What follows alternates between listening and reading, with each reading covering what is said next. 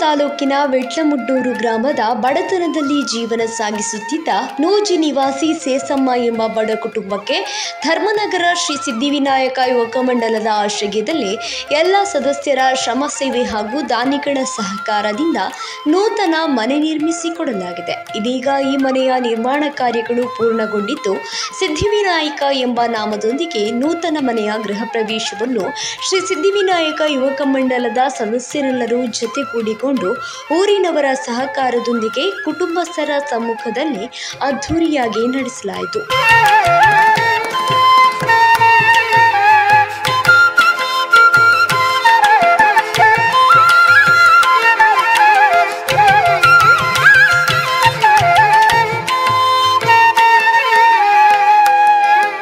ಬೆಳಗ್ಗೆ ಗಣಪತಿ ಹವನದ ಬಳಿಕ ಶ್ರೀ ಸತ್ಯನಾರಾಯಣ ಪೂಜೆ ನಡೆಯಿತು. ಬಳಿಕ ಶ್ರೀ ಸಿದ್ಧಿವಿನಾಯಕ ಯುವಕ ಮಂಡಲದ ಅಧ್ಯಕ್ಷ ರಂಜಿತ್ ಕುಮಾರ್ ನೆಕ್ಕರೆಯವರ ಅಧ್ಯಕ್ಷತೆಯಲ್ಲಿ ನಡೆದ ಸಭಾ ಕಾರ್ಯಕ್ರಮದಲ್ಲಿ ಸುಧಾಕರ ಶೆಟ್ಟಿ ಬೀಡಿನ ಮಜಲು ಅಧ್ಯಕ್ಷರು, ಇಡ್ಕಿದು ಸೇವಾ ಸಹಕಾರಿ ಸಂಘ ನಿಯಮಿತ ಸಂಕಪ್ಪ ಪೂಜಾರಿ ಮಂಗಳೂರು, ವಸಂತ್ ಕುಮಾರ್ ಅಮೈ ಪ್ರಗತಿಪರ ಕೃಷಿಕರು, ಪುನೀತ್ ಮಾಡತ್ತಾರು ಅಧ್ಯಕ್ಷರು, ವಿಟ್ಲಮುಡ್ನೂರು ಗ್ರಾಮ ಪಂಚಾಯತ್, ಪದ್ಮನಾಭ ಕೊಡಂಚರಿಪಾಲು ಉಪಾಧ್ಯಕ್ಷರು, ಇಡ್ಕಿದು ಗ್ರಾಮ ಪಂಚಾಯತ್ ಇವರೆಲ್ಲರೂ ಮುಖ್ಯ ಅತಿಥಿಗಳಾಗಿ ಉಪಸ್ಥಿತರಿದ್ದು ನೂತನ ಮನೆಗೆ ಶುಭ ಹಾರೈಸಿದರು.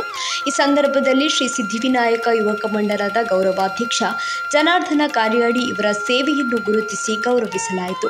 ಶ್ರೀ ಸಿದ್ಧಿವಿನಾಯಕ ಯುವಕ ಮಂಡಲದ ಸ್ಥಾಪಕ ಅಧ್ಯಕ್ಷ ಕಾರ್ತಿಕ್ ಶೆಟ್ಟಿ ಮೂಡೈಮಾರ್ ಸ್ವಾಗತಿಸಿ, ಕಾರ್ಯಾಧ್ಯಕ್ಷ ನವೀನ್ ಶೆಟ್ಟಿ ಮೂಡೈಮಾರ್ ವಂದಿಸಿದರು. ಜೈದೀಪ್ ಅಮೈ ಕಾರ್ಯಕ್ರಮ ನಿರೂಪಿಸಿದರು.